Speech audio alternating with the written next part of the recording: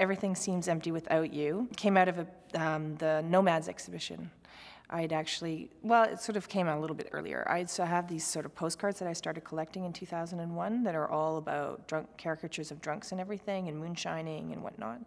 And one of the postcards had this little moonshine still in the backwoods of North Carolina. And it looked to me just like a Donald Judd piece. And so I decided I wanted to actually do this for a sort of solo show at Catriona's in 2009.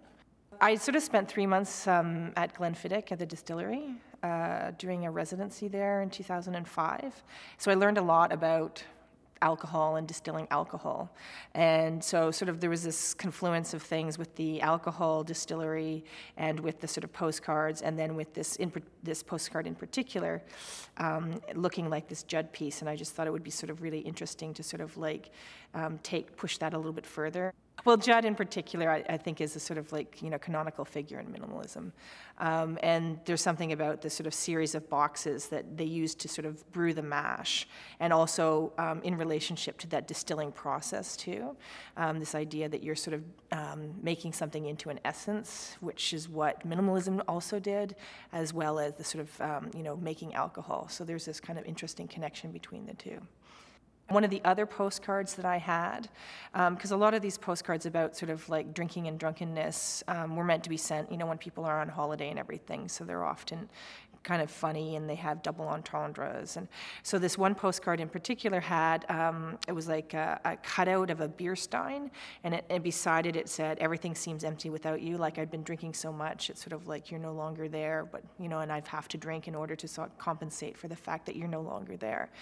So I thought that sort of like taking that and then applying it to this kind of minimalist form, referring to Judd, as this sort of grand master in a way, and it's sort of like, because of course he's dead now, and it's sort of like there's this sort of emptiness, but at the same time it's kind of imbuing the piece with a sort of thing, because most of his works are untitled, and so I thought it was this kind of funny juxtaposition of, this kind of emotional kind of response and emotional kind of relationship to the work, when Judd's work is so not about that at all. So it was kind of like trying to, make it more, I don't know, sort of a little bit strange and funny at the same time.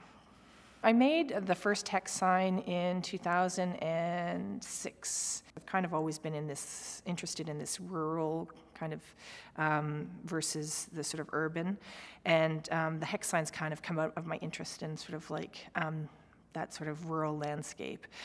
They're generally used as sort of signs on the sides of barns and everything, but they're also kind of a bit like the caricatures of the drunks. They function like a symbol of something else. But they're also kind of almost like Judd's forms to me in a way. It's just sort of a strange leap, but this sort of like they're something that's repeated over and over again, and they're often like a kind of generic, there's a sameness to them that is kind of interesting, almost like a prefabricated form, like Carl Andre's bricks or something like that, because they exist all over these different barns. And so there was kind of this connection between this rural landscape and this sort of prefabricated form that kind of interested me. All of the hex signs, except for the one which shows a bird, are actual hex signs. Like I've done actually no intervention on them, and the only one that is this little bird. And instead of, normally it's called a distelfink, and it's like got two little birds that are sort of thing. It's meant to be a sign of fertility, I think. But mine is a kind of upside down, kind of on its head, and it's only by itself. So everything else has kind of had minimal intervention.